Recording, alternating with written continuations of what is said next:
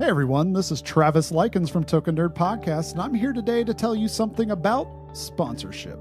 That's right, Token Nerd now has a sponsor. The fine folks at TenaciousToys.com, your source for designer toys, pop vinyl, original art, and more, are now our sponsor. And guess what? As a part of that, you can get 10% off your next order at TenaciousToys.com by entering the code TOKEN10 at checkout. That's right, 10% off. And not only are they giving you this code, they're also going to be sponsoring many of our Token Nerd giveaways in the next coming months. So make sure to follow us at token_nerd on Instagram to catch our latest giveaways.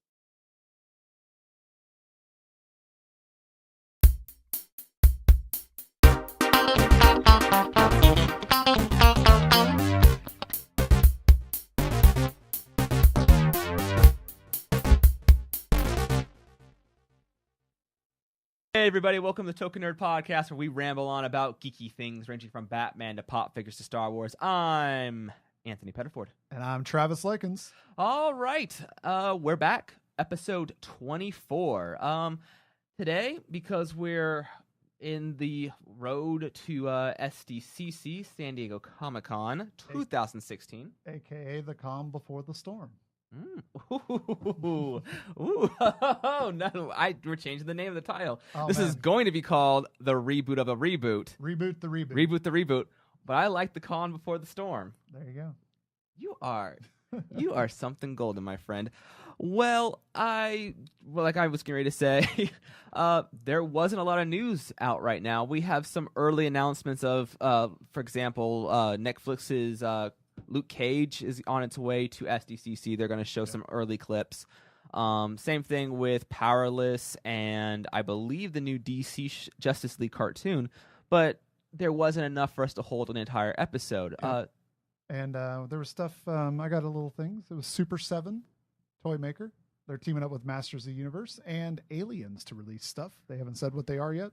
Just teased them, but maybe next week we'll know more. Yeah, and we also had some Funko news. They released 4 figures for the Labyrinth. We also had Duck Dodgers figures that came out. We also got to see the 5th and 6th wave of the Funko Pops. I thought you were going to say Duck Dynasty. Oh, no. I was going to say those would be the Walmart exclusive. Yeah. That'd be hilarious. But we'll have an episode next week that will cover all that in the news. But today we're going to talk about 2 specific topics. The first one being Batman v Superman, the Ultimate Edition. Now, last night, because I completely forgot it came out on Tuesday. That's how much people were anticipating this. Yeah. And I just got an email that said, hey, it's out on Amazon and iTunes. You can get it now on download. So I called Travis up and I was like, hey, man, come on over. We'll watch it and we'll talk about it in the podcast. And then I got a text back that just said, sorry, on cleaning duty. Yep. And then I thought, someone needs to liberate this man. No. Get this man a sock. Nope. Had to clean. Get this man like a house elf. Nope. Sometimes you just got to clean. But so I got to watch it. And so today I'm going to tell you and I'm going to tell Travis a couple things about Batman v Superman. I'm not going to go too deep into all the specific details of all the things that were different, but I'll just give you a general idea because you and Addison, the casual movie fan or whatever he wants to call himself now, you guys did your own review of Batman v Superman. Yes. That I wasn't in on. Yeah, so I never cool enough to be in our No, I reviews. wasn't, but I didn't get to give my opinion or my rating of the theatrical version. And the theatrical version I saw, I gave a 6 out of 10. And everyone knows I'm a huge Batman fan. I mean, I purposely put ranging from Batman to pop figures to Star Wars, so I could mention Batman. Every day. So last night, Addison and I, on Amazon, turned on Batman v Superman Ultimate Edition, and I've got to say, I was getting ready to tweet at Zack Snyder, not that he would read my tweet, but just to say, hey man, I'm sorry for all the crap I gave you and all the things I said on social media, because while the movie itself was still bad, there was still stuff in the script, like there was still story or script issues. And there was probably still the cheesy stuff that didn't go away. No, but there was stuff that, but it fix the story. Yeah. So it filled the gaps in the story, right? yeah, well, so there were still kind of jumps, but you didn't notice them. And this movie was 3 hours long. It felt shorter to me than the 2.5 version. And I know that doesn't make any sense, but I mean, maybe because I wasn't sitting there just like, what's happening? Instead, it was like, oh, this is leading to this. They're reacting to this. One of the big examples is, so the very beginning of the movie, you see Lois Lane meeting with that warlord in Africa. Okay. And then you see the KG Beast, and he kills a bunch of the people, and they leave. Yep. And then Superman shows up and attacks the warlord, and then everyone's mad at Superman. Yep. And you think, and so I thought when I saw it, was that that Superman either beat up or hurt the militia, the evil militia, and people were mad about that, and that didn't make sense to me. But what happened in the deleted minutes, like there's 5 or 10 minutes where you see the KGB shoot the guys, and then you find out that when Jimmy Olsen was killed, the UN or what other government force was watching them on satellite, had sent in a drone to take them all out. And instead, Superman blocked it or destroyed it. But you also get to see KGB shoot some people, like innocent civilians, and then lay their bodies down and light them on fire. Because this was a rated R version. Like, there was blood. Yep. They lit bodies on fire. So at the end, it was Superman came in and killed everybody. And we didn't get the feel of that in the theatrical version. Yeah. And so that's why Superman mopes. And I didn't understand why he was so sad all the time. Yeah. But instead it was, the world is blaming him for the deaths of innocents, and there's nothing he can do to change that. We also get to see Lois Lane, who I thought was annoying and useless in the movie, but then in this scene you see her actually piecing together, like for one, they never really mentioned that the wheelchair had lead in it. Oh. It was like, remember Superman was like, I was just distracted, I didn't see it. No, Lex Luthor put lead in it. And all these clips together showed that Lex Luthor was, and we knew he planned everything from the beginning, but you actually watched the movie and you're like, it wasn't just no, well, he still was that, crazy. And it even hints that Lex Luthor, his dad, is alive and out there somewhere. Cool. But then it talks about, he did the bat branding. We're like, Batman brands people and they go to jail and die. No, Lex Luthor had people in jail to kill people. Like, we actually see one guy get shanked who had the branding on there, and all of this was to push Batman and Superman into this, obviously into the in fight. Yeah. So I would say go get it. I don't think you can rent it yet. I have it here, and I'm willing to watch it again. And I really think that you should watch it, and then because I'm curious to see if you liked it more, because I definitely liked it more. Now watching it, I gave it a let's see, I said 6, so I'm pretty sure I'm gonna give it an 8. An 8 out of 10. That's a jump. Yeah, I mean, that's a jump. Especially, I mean, granted, Martha was still in it. The Batman Superman fight went on too long. And you saw it all in the preview.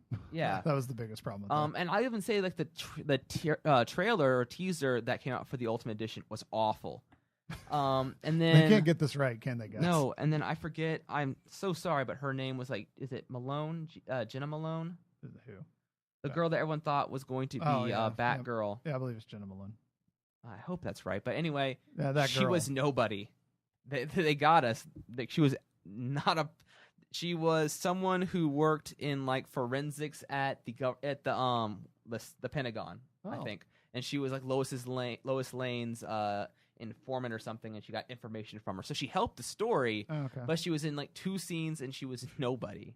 Well, there you go. Sometimes it just works out that way. Yeah. So I mean, I think you should see it. I'm excited for you to have a free day when you're not cleaning, cooking, writing, working out, getting your hair cut, buying new clothes, going to dinner with Jenny, hang out with Jenny's parents, hang out with your parents, walking your dog, taking your dog to the hospital, or any of those other things. Wow, these are all like things that have happened in the past 6 months. So, and so we can sit down and watch this 3-hour movie. I am rather a busy person. So yeah, and the one time we could hang out, I was in Cleveland. So yep, there you go. Life works against us, but we need to sit down. You need to watch it, and I recommend people just watch it because we all hated this movie, and I'm not saying it makes it a perfect movie. I'm not saying that, but it smooths out some of the edges. Yeah, it does. So it made it easier to watch, and like I said, it made this 3-hour version easier to watch than 2.5. So yeah, definitely go out and see it. I gave it a 8 out of 10. 8 out of 10 tokens. You know what? I'm gonna put 8 out of 10 tokens. Since we can play with graphics now.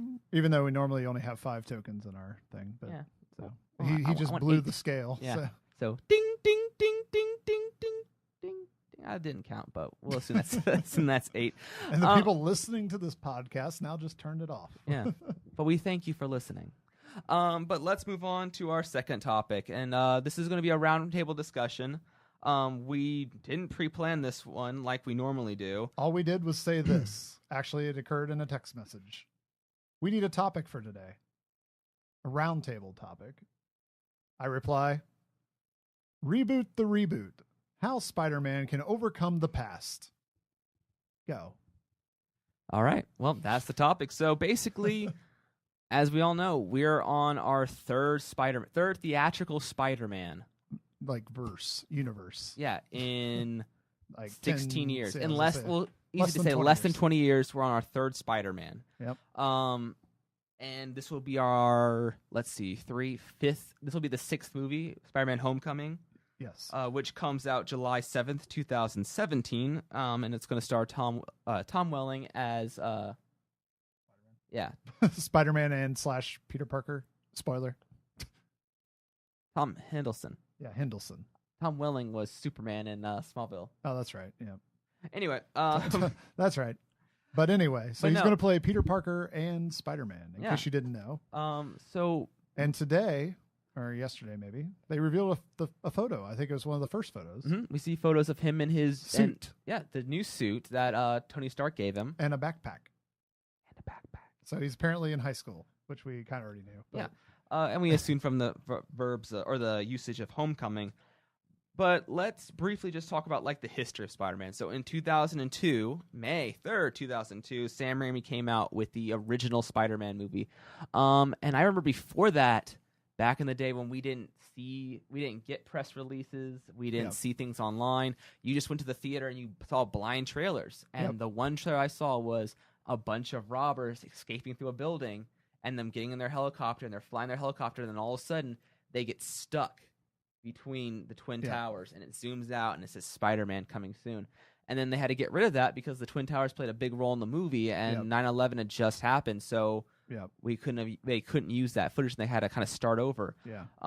So reshooting happened that took place so that they could just replace the Twin Towers, and then we got the movie that we got. Yeah, and my only thing with that movie, and it might be looking back, because I remember enjoying this movie when I was younger.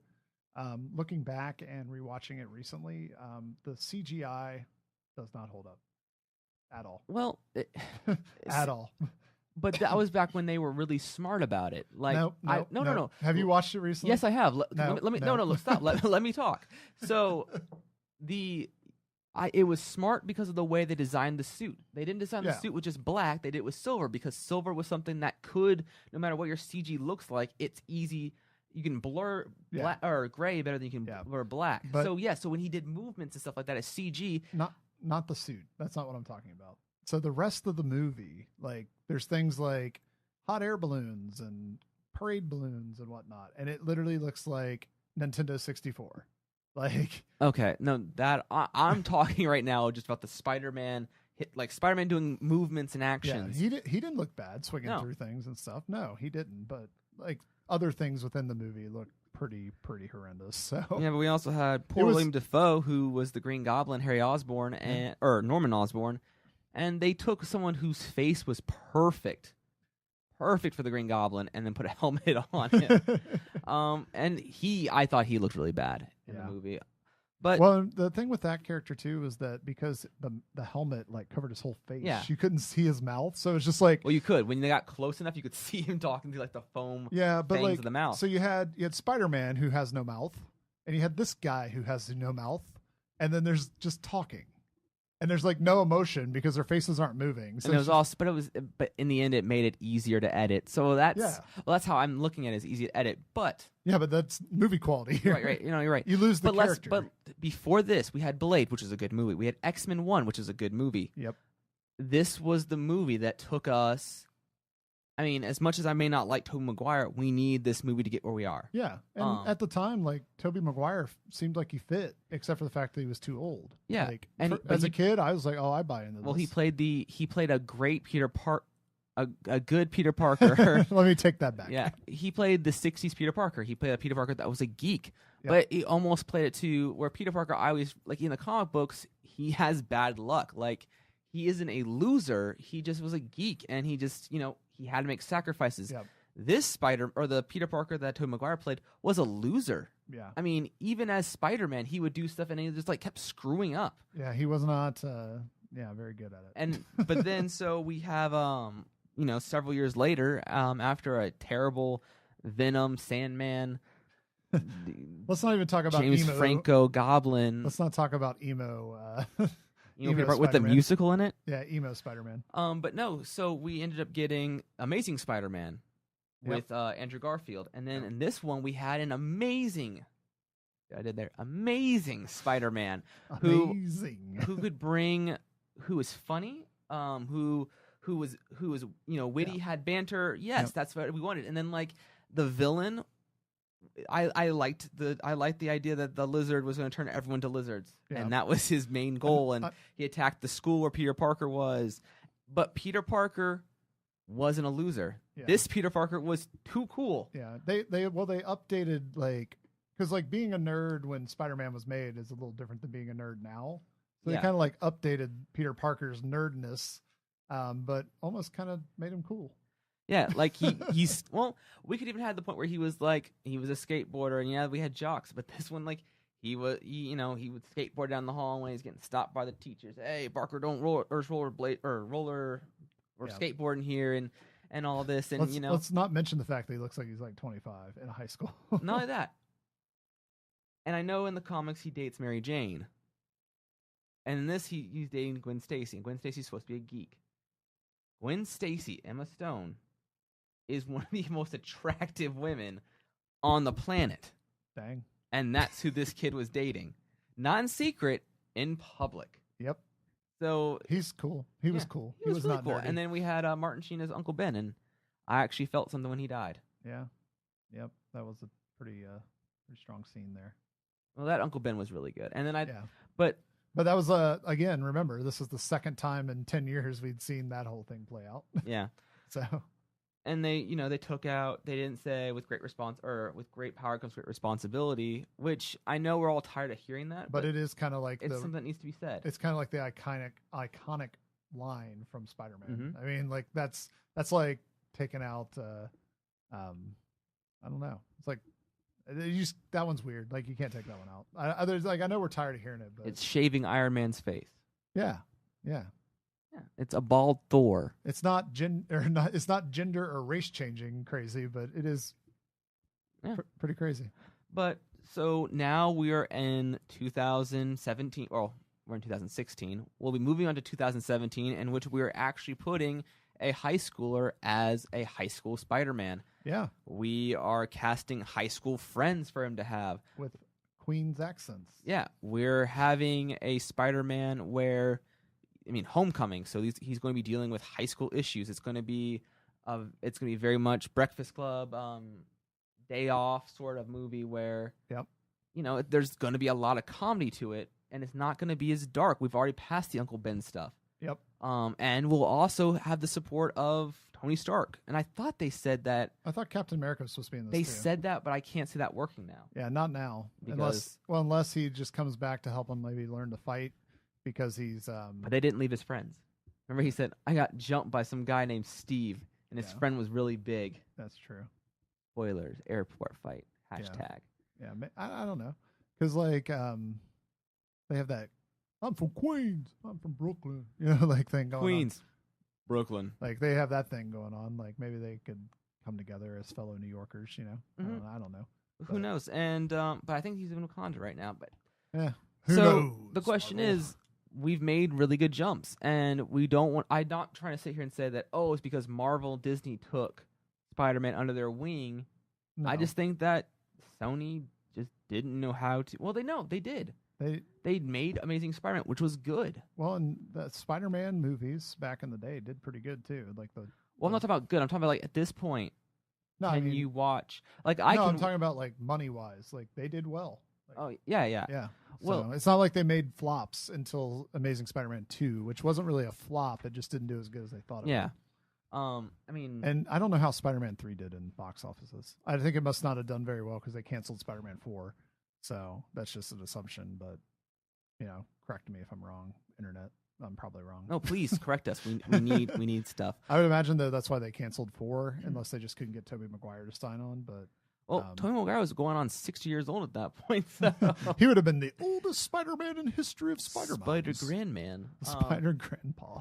But it was the Sam Raimi Spider-Mans were faithful to the comics. Well, and they were kind of the I want to say like flagship of comic movies at the time too. Like Spider-Man was kind of the big one because between them and X-Men, they were kind of battling it out at the time in the box offices. Yeah.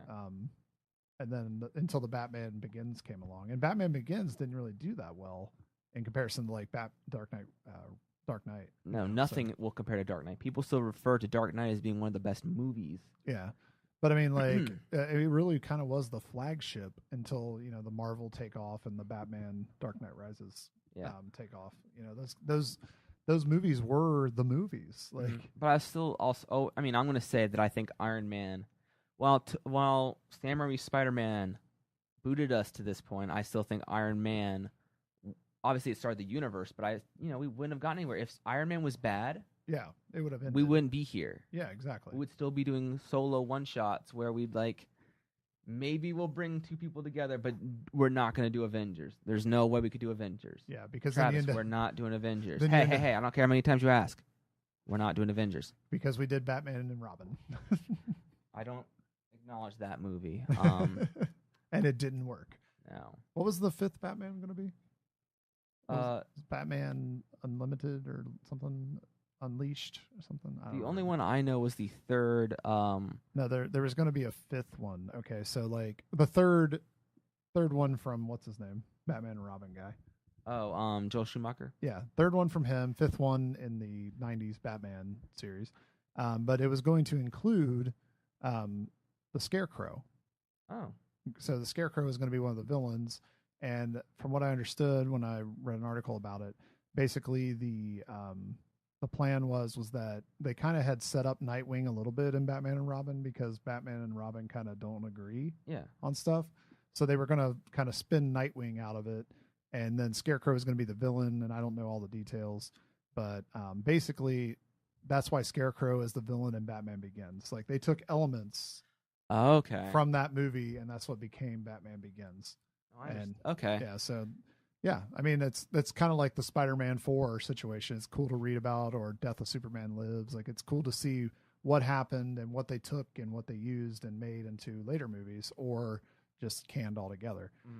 Which brings us to an important point about rebooting the reboot of the reboot. So, Spider-Man, because there have been so many iterations and so many movies, have went through a lot of good villains. And we kind of, one of my personal questions is, what are they working towards with the Spider-Man reboot that they're getting ready to do in Homecoming? They've talked about the Crow, correct? Not Crow. What's his name? Scarecrow? Not Scarecrow. Hobgoblin? No, what's the character that they're going to have? The Hawk? It's a bird. Oh, Vulture. Vulture. There we go. I was looking for a bird, but I couldn't think of it. So they're talking about Vulture. I like him, but he's not a household name. No. Right? So like for a lot of these movies, I know Marvel's done a great job of taking characters that are lesser known and making people care about them. But Spider-Man has burned through Venom. This guy. They burned through Venom. They burned through Doc Ock. They burned through Hobgoblin. Okay. They burned through the Green Goblin. They didn't do Hobgoblin. I was going to point that out. He was not Hobgoblin. Sorry. They was not Hobgoblin. They did Green Goblin. They did Lizard. What was the villain in Amazing 2? Amazing 2 was, don't forget Sandman. Sandman. We also had Rhino, Electro, and then Green Goblin. So, and Felicia Hardy was technically in it too. Yeah, I mean we've named off everybody pretty much that's like of household name except for one. Mysterio. And so can I pitch to you a I know we're talking about rebooting the reboot. So I've been saying for a long time I want Mysterio, but I want to do an episode or a show where we just talk about where we pitch just ideas. Yep. So your villain for Homecoming, if you could have Homecoming, who would your villain be? I would have two. I would have a little Kingpin in it, and I would have Mysterio. Those would be my two. So Kingpin from Daredevil. Same actor. I would have him being there, kind of like pulling the strings, not necessarily doing stuff, but like pulling the strings, and him and Mysterio somehow involved. So he'd still have to be in prison, though. Yeah, he'd still have to be in prison, but he can pull the strings from prison as he's done in Daredevil. Okay. So. I would want it to be Kraven the Hunter. Okay. And I want it to be a thing where, so Iron Man's there for a little bit, and they're talking, they're friends, but Kraven comes in and is teaching him, so he's not torn between, he's not torn between like Iron Man and Captain America. He's torn between Iron Man and Kraven. Kraven's this guy who comes in saying, "Hey, you have all this talent. I can teach you. You're an animal. You're the ultimate animal out there. I can train you. I can make you better." And what he's doing is ultimately making him prey, like the ultimate prey. So he makes him better so that he can hunt him. Oh. And there could be this whole thing where it's no city in danger, no one else. He's not going after anyone else. He's not killing people. He's not, trying to turn the world into cats. He is going after Spider-Man. So there is just a scene where Spider-Man and Kraven are chasing each other from rooftop to rooftop or whatnot. And we have a lot of close quarter battles. And that's what I want to see, because I like the fact with Amazing Spider-Man fight with Lizard, it was all close quarters. There weren't from a distance we're blowing stuff up. You had to be, there were face-to-face, hand-to-hand, or hand-to-claw. Another cool incorporation to the Marvel Cinematic Universe / Sony borrow, whatever they're calling it, universe. It would be cool if they could bring Morbius in. I don't know how they would do it, because the goofy arms would get weird. As long as they don't turn it into the 90s cartoon version where it ends up with Spider-Man with 6 arms, which was actually a comic book, I believe, right? Mm-hmm. But Felicia, my love. Yeah, as long as that doesn't happen, I'm okay with it. But I would like to see Morbius come into it. I think that would be an interesting character to see get a spinoff as well. Into the Netflix series. Yeah, into the Netflix series. That would work there. I just think there are avenues to include more characters that are out there. That Morbius isn't necessarily a household name, but he's famous enough. There's an action figure of him hanging out at Toys R Us last time I was there. And from there, we could go on to Blade. I mean, he opens up doors. Yes, exactly. Have they confirmed anything about Blade Not from that I the know Daredevil of. stuff? Not that I know, because I originally thought that Black Sky and Daredevil was a vampire, but we won't talk about that. Well, and they kind of mentioned in the first season that that shipping container, with the boy in it or whatever, had no heartbeat. But if you look at the ninjas in season 2, they said they don't have heartbeats. You can't hear them. It could have been that, I guess, then. Because remember, spoiler, there's a scene where he gets attacked by a ninja, and the ninja's a kid, and has no heartbeat. Yeah, true. But he, Stick killed that person in season 1. Yeah. Whoever it was. Yeah. But no, we're getting to the point of rebooting the reboot. We said we need a new character. Just a little thought I want to put out there, so I want the internet to know that I said it. I think it'd be cool if we did Mysterio and the CG effects that he used looked like old crappy 2020 or 2000s, early 2000s CG. Everything was kind of bulky, and it was so they used really good graphics, like Spider-Man swinging around, but moving away from terrible CG dragons and whatnot. I think that'd be really cool. The other thing I think would be really cool is if in this movie somehow, not this particular one, but they end it on a way that kind of opens up a relationship with Doc Ock. Now, and here's why: not because I want Doc Ock, I want Superior Spider-Man. Oh, and see, that way they could bring Green Goblin back as well if they work towards Superior Spider-Man, and that's how you incorporate all of these villains that have already been burned through, is by bringing in a story that uses a couple of them, not together, but in a different way.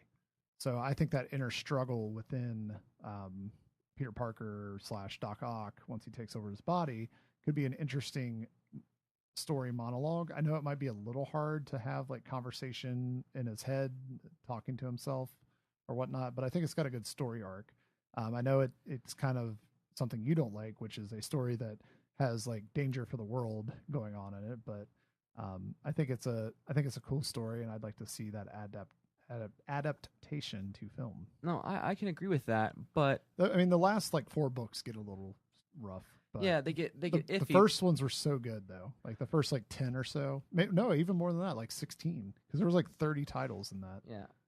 But hear me out for this one. I like your thought of Superior Spider-Man. I think that if we could have kept the title, Amazing Spider-Man. Yeah. So this new movie, Homecoming, would be considered the Amazing Spider-Man. Yep. His second movie would be the Spectacular Spider-Man. The third movie in that franchise would be the Superior Spider-Man.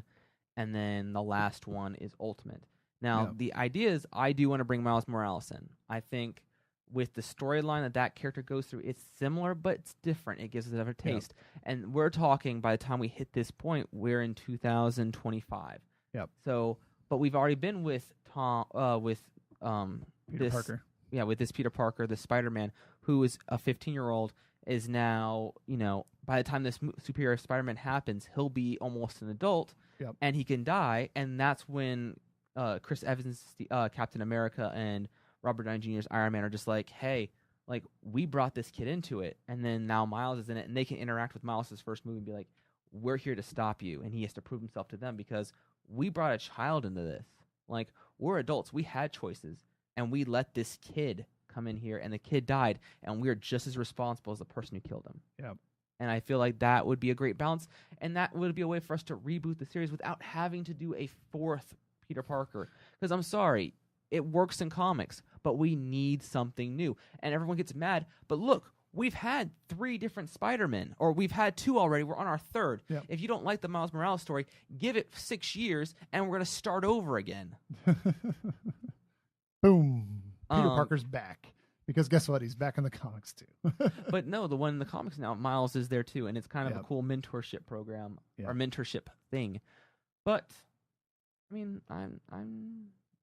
I'm excited for this movie. I like the photos that I saw. Are you excited for all the gadgets I'm sure he's going to have now that Tony Stark gave him a bunch of stuff? Yeah. The one thing, let's talk about the suit that he wore. And I wanted to see him use his homemade suit a little bit more. Yeah. Well, he might in Civil War. Depending on the flashbacks that we're probably see. Maybe we'll get some flashbacks of him, like, because they kind of showed him in Avengers. They showed like that weird footage, like just for a second, him swigging through things and stuff. So I want to see that, but I also like the eyes that he uses, the one that, like, go close, open and close, the apertures. Aperture, yeah.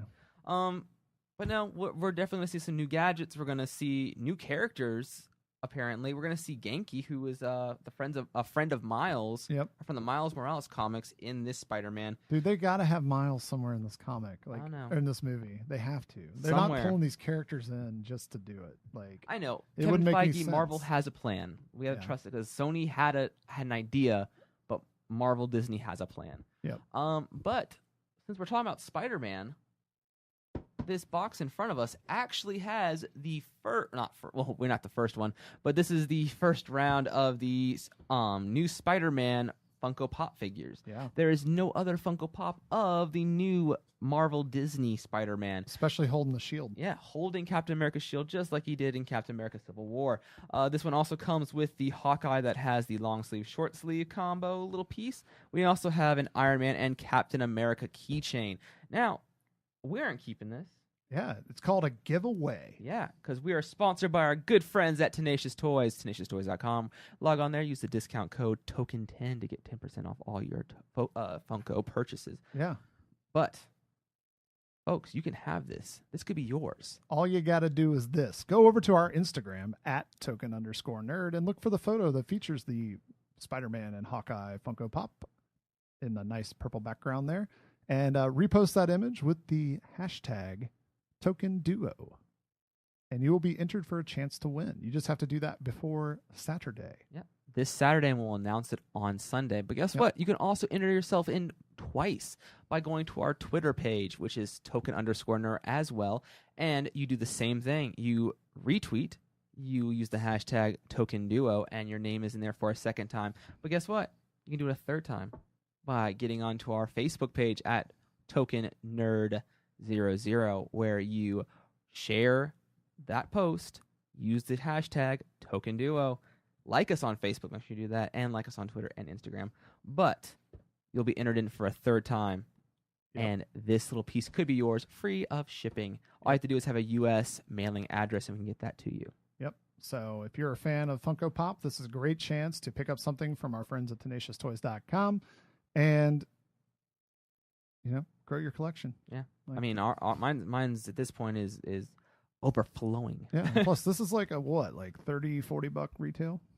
That, I don't think it's 40. 30? Yeah, I'd say about 30. Probably 30 all day long. I don't know. We should I mean, probably look you're at getting that. 2 figures and 2 keychains, four items. And some for Token free. Nerd swag, more than likely. Oh, exactly. Some Token Nerd swag. And we can actually give you a hint of what that swag is. One of us is wearing the item that you will get. So you're getting not this one. Not this one. It comes right off his back. You get the smell of Travis. Yeah, you get my back hair and everything. Yeah. Well, that's disgusting. But no, definitely sign up. Look for this. It could be yours. Simple. But like we just mentioned with all our social media, you can get on there, see what we're doing, see what we're talking about. Token_nerd for Twitter and Instagram. TokenNerd00 for Facebook. Send us a comment or just ask us a question at tokennerdpodcast@gmail.com. We'd love to hear from you. We'll read your mail on the air. Not only that, there's so much to do. You can like us on Podbean. Yeah. Yes, I said it right. Or Stitcher. You can find us on iTunes and Stitcher as well. Just search Token Nerd. You'll find our podcast there. And if you do subscribe to our iTunes, you will also get the other podcast that I am on. Yay! Yay! The UVD Weekly Wrap-Up, where the team from my other website, urbanvinyldaily.com, we cover everything in the designer toy, art, street art, and Sofubi world. So it's a little bit of extra nerd, just of a different kind, all in one place. That is Token Nerd on iTunes. Yep. And that is all under the banner of the TNN and Token Nerd Network. Yep. I just like saying it. It sounds cool. TNN. Yeah. But like we said, follow us on... Oh, we also have our new website, tokennerd.com. I don't want to forget that. Oh, yeah. That's a big one. We're not used to saying that. Yeah, you can keep up with all the videos and everything that's going on the Token Nerd Network, including UVD Weekly Wrap-Up, Token Nerd, and... The Real Film Geeks. The Real Film Geeks. So we're all getting there. Up and coming. Giveaways. Like us, social media. We're all over the internet. I'm pretty sure that's it. Yeah. Reboot of the Reboot. Talked a little bit about Batman. You got a good little dose of nerd for the week. As always, I'm Anthony. And I'm Travis. Stay spicy, my friends.